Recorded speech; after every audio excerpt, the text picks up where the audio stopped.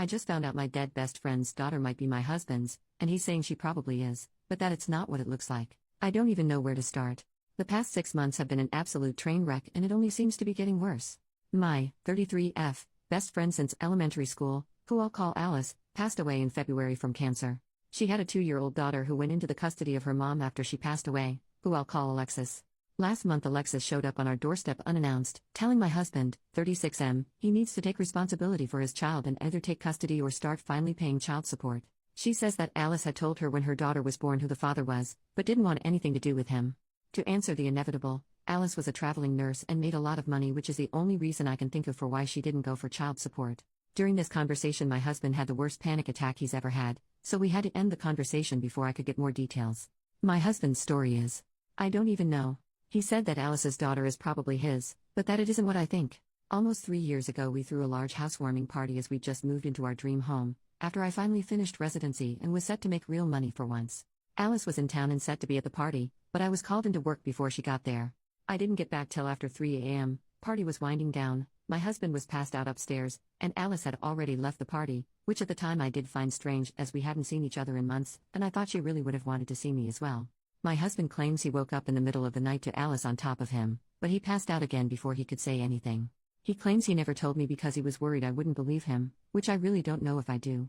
He showed me some texts he sent his best friend the next day asking for his advice about him thinking someone SA'd him, but if he cheated he could have had that conversation as evidence, especially since he never said Alice specifically. Ever since the party he has been very distant with Alice, and after she had her daughter he would even find excuses not to be around the house when she would visit at all. I don't know if that's because he cheated, or if Alice did actually SA him and this was his trauma response? Honestly Reddit, I don't know what to do. I've known Alice since we were children and she had never come across as that kind of person. But I've also known my husband for over a decade and he's not once ever given the inclination of a cheater. He's an attractive guy and I've seen the looks he gets at the gym and he's never even given more than a glance. What the hell should I do? How do I figure out what the truth is here when Alice isn't even around to defend herself? She never even implied she liked my husband, let alone wanted to sleep with him. I told my husband he needs to get a DNA test before anything is decided on the child's part, but in the meantime he needs to move out while I think about what I'm going to do here. Relevant comments. Commenter, did Alice change behavior after that night? Anything at all? OP, not that I noticed. She'd always been at least a little standoffish towards him as she thought I could do better. The first time she visited after she gave birth, she asked where he was since he wasn't home, for the first time, but she never asked again after that. Commenter, obviously DNA test. His story does sound wild, but he wouldn't be the first. Is he someone who tends to drink a lot at times and black out? OP, not at all. He rarely drinks and generally only at parties, which at our ages are few and far between. He works a tough and stressful job, so I figured once he was buzzed he laid down and fell asleep, not that he had drank more than normal or anything like that. Commenter, would she be the type of person to sleep with her best friend's husband consensually? OP, I don't know, and that's part of the problem I guess. I went through everything with her, so to reconcile the woman I knew for most of my life with someone that would betray me in either way is so hard. Commenter, is your husband the conniving type? OP, he's smart, smarter than I am, which, not to sound conceited, means he is really, really smart. He does think tank type work as a contractor, so planning things is literally his job. If he ever thought he could get caught for cheating, I think he'd be smart enough to cover his tracks. Commenter, who did Alice say was the father of the baby? OP, she told me it was a man she met while in another state for work. Short-term fling. Commenter, and how did your husband react to Alice's death initially? Did his response seem normal, or like what you would have expected? OP, I honestly don't know.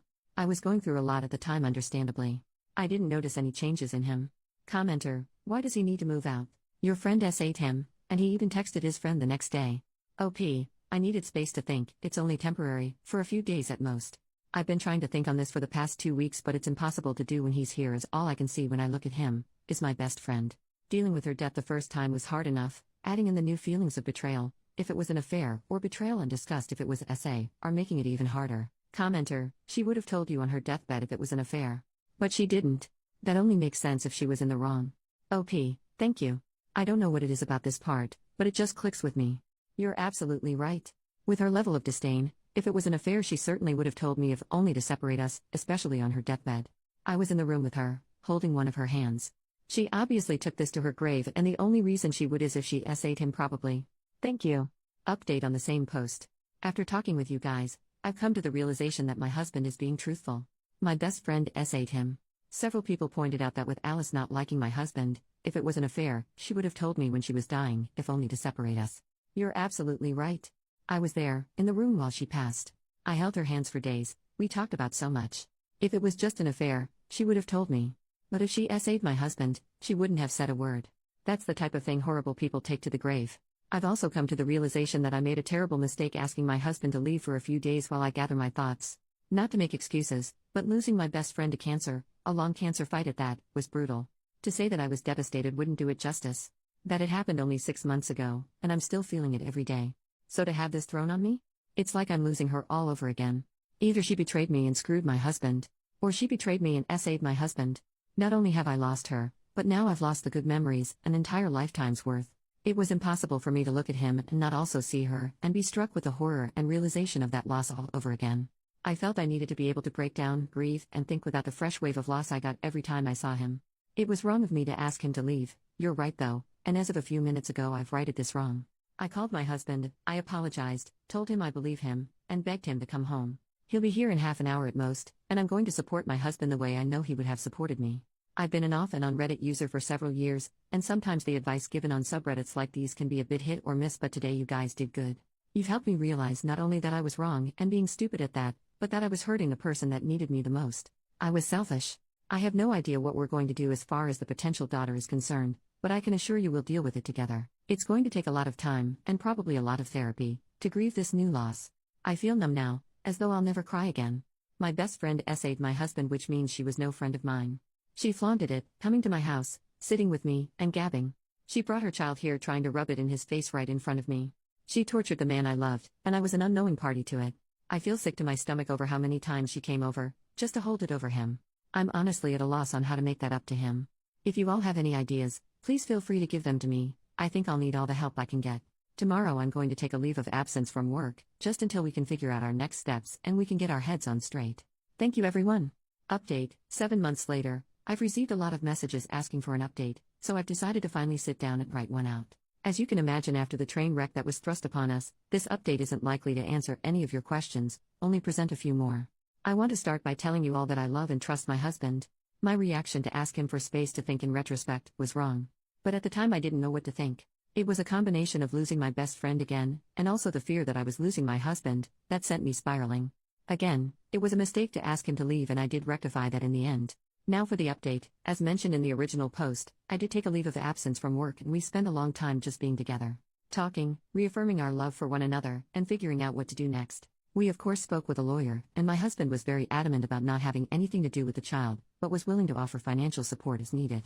So we agreed to do a DNA test immediately to prove paternity, and then go from there. Didn't know you could buy tests on Amazon, but with only a few weeks processing it was the easiest path forward since Alexis lives hours away. To everyone's surprise, Alice's daughter is not my husband. We ended up testing twice, both very definitive. The first test we performed ourselves as mentioned, and another after Alexis refused to believe the first test, and took my husband to court for child support. For a single second this whole thing made me second guess if my husband was essayed, that this could have been her way of forcing my husband to admit to an affair. But after talking with Alexis, I don't think that was the plan. Alexis says that Alice told her my husband was the father under strict confidence, demanding that she never, ever tell me or my husband. We were only ever to be told if Alexis died before Alice's daughter was old enough to take care of herself, so that she wouldn't end up in foster care. The only reason Alexis came to us then instead of keeping that secret, is because Alice's life insurance wasn't being released yet and she was out of options. She also felt I should know my husband and her daughter had had an affair. This all reaffirms in my mind that Alice did essay my husband, with the expectation of getting pregnant with his child. She obviously had other partners at the time since one of them fathered her daughter, but no one knows who. It's clear to me that Alice believed it was my husband. I did suggest Alexis upload a sample to Ancestry, see if any matches pop up, but as Alice traveled all over for work I don't know that anything will ever come of that. In truth, I've washed my hands of the situation. Alice did enough damage and I don't particularly plan to be around for any more. My husband and I have gone through a lot of counseling and will likely continue for a while. This whole situation damaged us both, my husband more obviously, and I don't think we'll fully heal for a very long while. To answer a few questions. No, sadly there isn't a hidden diary or text to explain what the hell was going on. My husband and I are not getting divorced. He understands why I reacted the way I did and has been strong when I was weak before. I've spent the past 7 months being strong while he was weak, so we're considering the whole thing even. We are still madly in love, and plan to be together for a long time still. More on this. No, we will not be adopting Alice's child. If she had been my husband's, we would not have been adopting the child. Ultimately I thank Reddit for setting me straight. There was a massive outpouring of support and corrective advice. To say I got a slap in the face would be a descriptive but apt way to put it. I needed it then, and I thank you for it. To say that you may have saved my marriage is an understatement. I do, however, have some good news. During my leave of absence, while my husband and I rediscovered what makes us love each other the most, I got pregnant. We're expecting our first baby, a girl, in a little over 3 months, and my husband and I are ecstatic. And no, we will not be naming her after my dead ex-best friend.